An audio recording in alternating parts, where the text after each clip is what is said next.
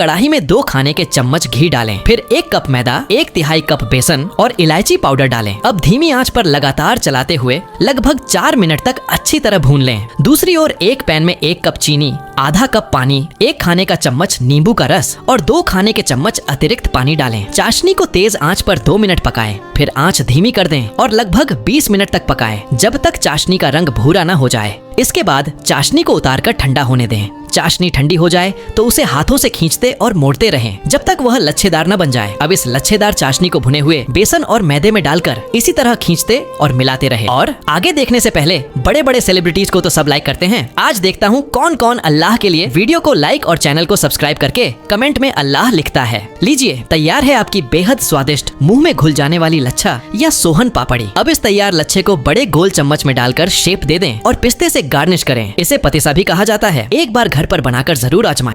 Wow!